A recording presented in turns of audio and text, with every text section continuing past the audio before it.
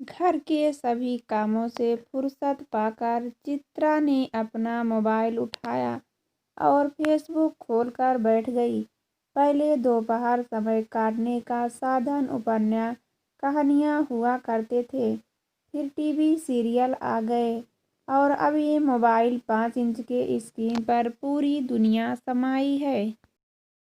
पिछले साल छोटा बेटा अमेरिका से आया था तो साधारण फ़ोन की जगह स्मार्टफ़ोन दिलवा गया था और साथ ही फेसबुक, मेल, व्हाट्सएप भी इंस्टॉल करके गया था। दोनों फ़ोन के और रमेश के दोनों के फेसबुक और व्हाट्सएप अकाउंट भी बना दिया और उन्हें अपने फ्रेंड लिस्ट में भी जोड़ लिया। अब हम रोज़ वीडियो कॉल करेंगे, आपको दे सकेंगे और फेसबुक पर एक दूसरे के फ़ोटो भी दे पाएंगे। बेटे ने बताया, तब से दोनों नियम से अपने फेसबुक देखते हैं। देखते ही देखते घर परिवार, जाना पहचान वाले कितने भी लोग उनसे जुड़ गए। आभासी दुनिया की निकटता ने काफ़ी हद तक वास्तविक दुनिया की दूरियों के दर्द को मिटा दिया था। दोनों बेटे बहुओं, पोते पोतियों को रोज सामने हंसते खेलते घर में घूमते हुए देखकर अब तो ये एहसास ही नहीं होता कि वे साथ नहीं हैं। सुबह शाम खाने में क्या बना है, किसने क्या पहना है, मीनू ने क्या ड्राइंग बनाई है या मनु ने आज क्या शरारत की, सब हाल पता होते हैं। वीडियो कॉन्फ्रेंसिंग में लंदन, न्यूयॉर्क और भोपाल सब 5 इंच स्क्रीन पर एक हो जाते तो लगता जैसे एक ही ड्राइंग रूम में सब बैठे हैं। वरना तो जब तक ये फ़ोन नहीं था आंखें तरस जाती थी बच्चों और पोतों पोतियों को देखने को और दिन काटे नहीं करता था। अरे देखो तो अनुज ने अपने सिएटल प्रवास के फोटो भी डाल दिए हैं। चित्रा ने रमेश को बताया तो वो भी अपना अकाउंट खोलकर अनुज के फोटो देखने लगे। यूं तो वे जब भी साल 2 साल में अनुज के पास अमेरिका जाते हैं, अनुज उन्हें आसपास के शहरों में घुमा ही देते हैं। लेकिन तब भी बहुत सारा अमेरिका, इंग्लैंड तो उन्होंने अनुज मनुज के डाले फोटो या वीडियो कॉल में ही देख डाला था। थोड़ी देर बाद रमेश तो दोपहर की झपकी लेने चले गए, लेकिन चित्रा वहीं बैठी रही। किसी की फ्रेंड रिक्वेस्ट थी, देखा कोई अलेक्सांद्रे था। पहचान ना हो तो वे फ्रेंड रिक्वेस्ट एक्सेप्ट नहीं करती, इसे भी उन्होंने अनदेखा कर दिया। एक दो संदेश भी थे, एक इंदौर वाली बहन का था और दूसरा अलेक्सांद्रे का। उत्सुकतावश उन्होंने संदेश पढ़ा कि एक अनजान व्यक्ति उन्हें क्या संदेश भेज रहा है। लिखा था, हेलो चित्रा, कैसी हो? इतने वर्षों बाद तुम्हें यह देखकर अच्छा लगा। उम्मीद है मैं तुम्हें याद होऊंगा। फ्रेंड रिक्वेस्ट भेजी हूँ, प्लीज़ स्वीकार कर लेना। बहुत सी बातें करनी है तुमसे। संदेश का जवाब जरूर देना। मैं प्रतीक्षा कर रहा हूँ। पढ़कर चित्रा सोच में पड़ गई। लिखने वाले के एक एक शब्द में अपनापन और आत्मीयता झलक रही थी। जिस तरह से उसने चित्रा का नाम लेकर लिखा था, उससे जाहिर था कि वह उसे अच्छे से पहचानता था। लेकिन वह तो इस नाम के किसी व्यक्ति को जानती नहीं। कौन है यह महान भाव? उसकी प्रोफाइल खोलकर उसके फ़ोटो देखना शुरू किए। करीब उसी के आयु का एक व्यक्ति, जो कद काठी और चेहरे से सुखी संतुष्ट लग रहा था। आयु की एक ओजस्वी और गौरवमयी छाप थी। चेहरे पर उसके घर और परिवार के फोटो भी थे, पत्नी, 3 बच्चे, घर। लेकिन तब भी उसका चेहरा नितांत अपरिचित ही लग रहा था। याद नहीं आ रहा था कभी अनुज मनुज के यहाँ इंग्लैंड, अमेरिका में प्रवास के दौरान ऐसे किसी भी व्यक्ति से उसकी कोई जान पहचान हुई होगी। वह आगे और फोटो दिखने लगी। मॉस्को स्टेट यूनिवर्सिटी और उसके बाद ही एक 20-22 वर्षीय युवक का श्वेत श्याम चित्र जिस पर नीचे लिखा था अलेक्से। चित्रा के दिल पर जैसे किसी ने एक अनजान सी दस्तक दी, एक अंगूठी सी याद जो ठीक से अभी तक स्मृतियों में उभार भी नहीं पा रही थी, लेकिन कुछ स्पष्ट सी छवियां मन में कौंध रही थी। मॉस्को स्टेट यूनिवर्सिटी, विंग ए, विंग डी, चारों तरफ फैली बर्फ की चादर, हाथ में सामान के थैले, कपड़े। एक तरुणी बर्फ की चादर पर संभल कर पैर रखते हुए अपने विंग की ओर बढ़ती हुई चित्रा ने अलेक्सांद्रे का संदेश दोबारा पढ़ा। हाँ, रसियन में ही तो लिखा है। अब उन्होंने भाषा पर ध्यान ही नहीं दिया था और तब अचानक ही 42-44 साल पुरानी एक स्मृति मानस पटल पर चलचित्र की भांति चलने लगी। तब वो 21-22 साल की थी। उन दिनों रसियन भाषा सीखने का काफ़ी चलन था। भोपाल में भी एक इंस्टीट्यूट था जिसमें रसियन भाषा पढ़ाई जाती थी। उसे भी रसियन भाषा सीखने का मन हुआ और उसने जिद करके इंस्टीट्यूट में प्रवेश ले लिया। कुशाग्र बुद्ध चित्रा बड़ी लगन से सीखने लगी और हर टेस्ट में अव्वल आती। जब 4 साल का कोर्स पूरा हो गया तब इंस्टीट्यूट की तरफ से साल भर का डिप्लोमा कोर्स करने के लिए मॉस्को जाने का स्वर्णिम अवसर मिला। माँ चाहती थी कि चित्रा अब शादी करके घर बसा ले।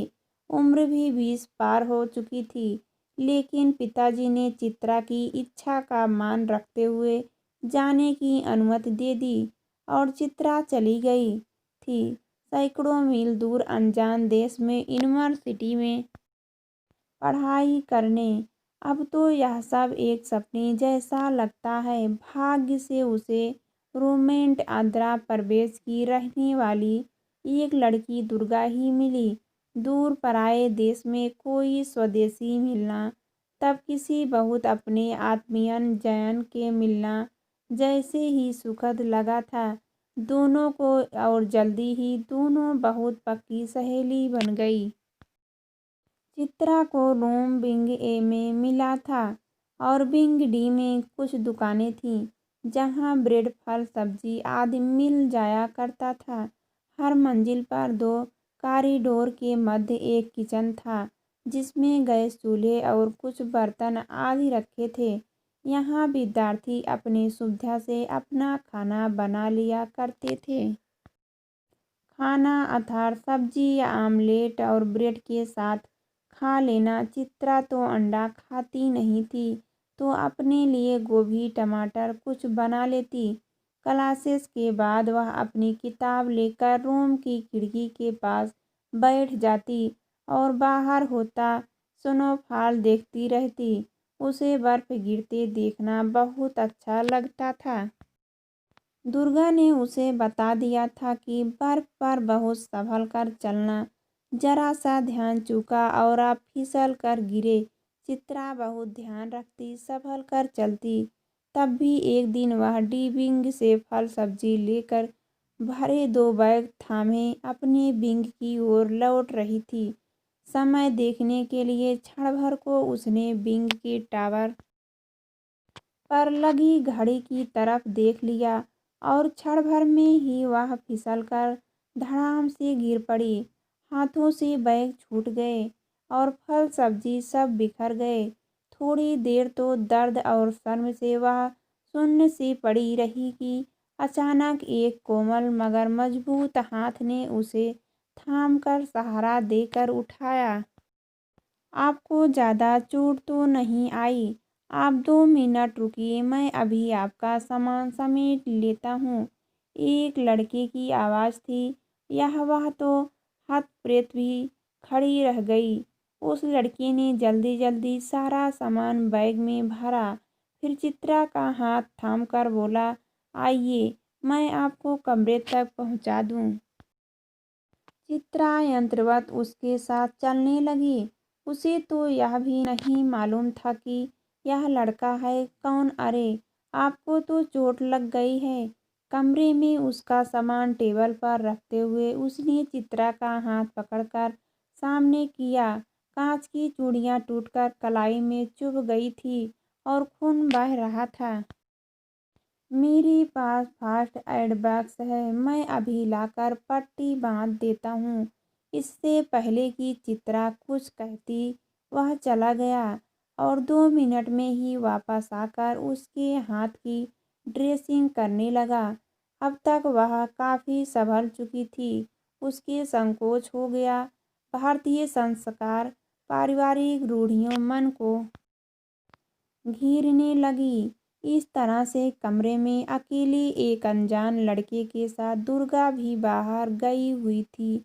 वह लड़का लेकिन बड़ी सहजता के उसके हाथ पर दवाई लगा रहा था। उनकी संस्कृति में इसे अजीब नज़रों से नहीं देखा जाता। चित्रा उसके स्पर्श से भीतर कहीं संकोच से भरकर असहज भी हो रही थी और रोमांचित भी। पहली बार ही तो था कि किसी लड़के ने उसका हाथ पकड़ा था, उसे स्पर्श किया था। अब चित्रा ने उसे नज़र भर देखा। सुनहरे घुघराले बाल, गोरा चिट्ठा रंग, लंबा कद, सुंदर नाक नक्श, नीली आंखें। लो हो गया। कुछ ज़रूरत पड़े तो मैं पीछे वाले कॉरिडोर में रूम नंबर 5 में रहता हूँ। अरे, मैंने अपना नाम तो बताया ही नहीं, न तुम्हारा पूछा। मेरा नाम अलेक्सांद्री है। सब लोग मुझे अलेक्से कहते हैं। तुम्हारा नाम क्या है? अलेक्से ने पूछा। मेरा नाम चित्रा है। चित्रा ने बताया। तुम भारतीय हो ना? अलेक्से ने उसके माथे पर लगी बिंदी को देखते हुए कहा। हाँ, चित्रा ने संक्षिप्त उत्तर दिया। तुम बैठो, मैं तुम्हारे लिए चाय बना लाता हूँ। और इससे पहले कि चित्रा उसे मना करती, वह चला गया और थोड़ी देर बाद 2 कप चाय और ब्रेड ले आया। चाय पीते हुए उसने थोड़ी बहुत चित्रा के घर परिवार के बारे में बात की और एक बार फिर से अपना कमरा नंबर बताकर चला गया। जाते हुए एक गहरी नज़र से उसे देखते हुए बोला, कोई भी ज़रूरत हो तो मुझे बता देना। चित्रा उसकी नज़र से सिहर गई। उसने हाँ, मैं सिर हिला दिया। दुर्गा 2 दिन के लिए बाहर गई थी। 2 दिन अलेक्से ही उसके लिए सुबह की चाय बना देता, ब्रेड सेक देता। दोपहर और रात में उसके लिए मक्खन और नमक डालकर फूल गोभी उबाल देता ताकि वह ब्रेड के साथ खा सके और खुद भी उसके साथ ही उसके कमरे में ही खा लेता। उसे हाथ पकड़कर क्लास में पहुंचा देता और शाम को वापस कमरे में छोड़ देता। चित्रा सोचती, इस देश के लोग के लिए यह सब कितना सहज है। ना कोई उन्हें गलत निगाह से देखता है, ना टोकता है। यही वो दोनों अगर भारत में होते तो अब तक तो उन्हें लेकर न जाने कितनी बातें बन गई होती, न जाने कितने पहरे लग गए होते। दोनों पर तमाम पारंपरिक सांस्कृतिक रूढ़ियों के बंधन में बंधे होने के बाद भी मन में न जाने कब अलेक्सी के प्रति एक रोमानियत का बीज पनप गया। चित्रा ने मगर उसे सींचा नहीं, अंकुरित नहीं होने दिया। तटस्थ की रूखी सूखी जमीन पर उसे फटक कर रखा। वह अपने घर समाज की वर्जनाएं जानती थी और उसमें उन वर्जनाओं को, बंधनों को तोड़ने का, अपने पिता के विश्वास को तोड़ने का साहस नहीं था। और न ही कभी अलेक्से ने अपनी सीमाओं का उल्लंघन करके ऐसी कोई बात ही कही। किंतु क्या उसकी आंखों में कभी कुछ दिखाई नहीं दिया। चित्रा ने मन में भीतरी परतों में यदि रोमानियत का एक बीज उत्पन्न हो गया था अलेक्सी के प्रति, तो अलेक्सी की आंखों में भी तो कतरा भर रोमानियत लहरा जाती थी चित्रा के प्रति। लेकिन शायद वह भी भारतीय समाज के परिचित होगा, अथवा उसमें भी अपने परिवार में एक विदेशी लड़की को बसा देने का साहस न होगा। अलेक्सी की आंखों में लहराता रोमानियत का कतरा कभी शब्द बनकर होठों तक नहीं आया।